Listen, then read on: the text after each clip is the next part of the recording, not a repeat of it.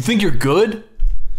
You think you're good? You can always get better, and getting better starts before you even touch any of the keys. Everyone makes beats a little bit differently, so it's important to optimize your workflow for yourself. So you can work smarter instead of harder by setting up some templates. Make a blank FL project with everything that you're gonna need when you start making your beats, then save the FLP as a template, then in general settings, scroll down all the way to the bottom, and where it says default template, select the template that you just made, and make sure startup project is set to default template. When you're starting to make a beat, it's really important to start with an idea. And if you don't have an idea when you're starting out, one thing I like to do is I like to come in here and I just like to tap out my BPM.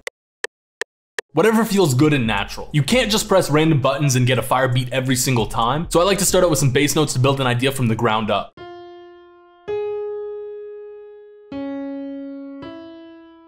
You can kind of think of your bass notes as your meat and potatoes, and it's really the basis for the entire sound you're about to make.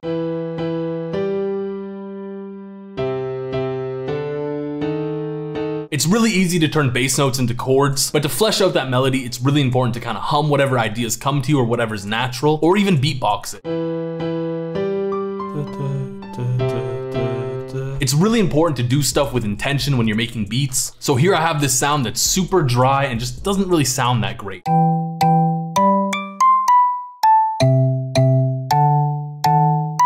Because it's so dry, I'm gonna add some reverb to it.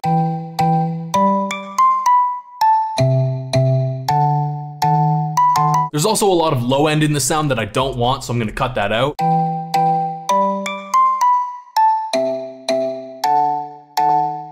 And the high end's pretty harsh, so I'm gonna dull that out a little bit. The easiest way to level up your melodies is by incorporating layering, and layering is a great way to flesh out your melodies and make them sound a lot more full. So it takes a melody like this and turns it into something like this. It's really important to know where and when to put counter melodies. A good rule of thumb is to fill up space that's not already taken, but something I like to do is sometimes layer my counter melodies with what I've got going on in my main melody, like I'm doing here.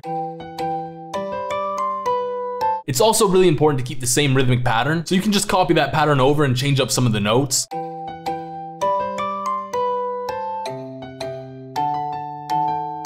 This is a bit more where the beatboxing comes in because you got drums. It's super important to keep in mind that you have a lot more drums than just your hi-hat, clap, and 808, and these other drums should be used as accents to add a little bit more bounce to what you already have.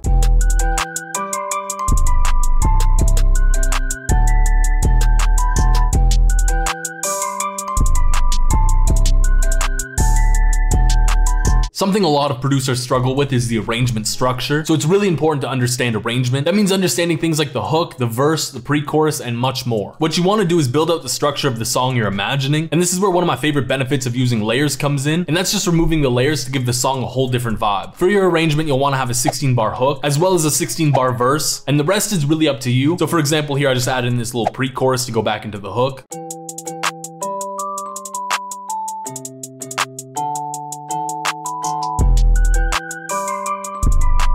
Every great producer polishes out their beat, so they add in transitions and just other things that make their beat sound better overall. And one thing I want to add here in the hook is I want to take the 808 and just put this on this beat here as well.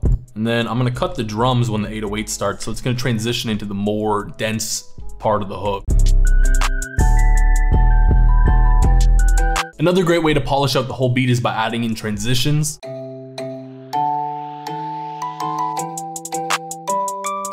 And realistically, transitions should add to the beat instead of fixing problems you already have, and the whole beat should still sound good and concise when you don't have transitions.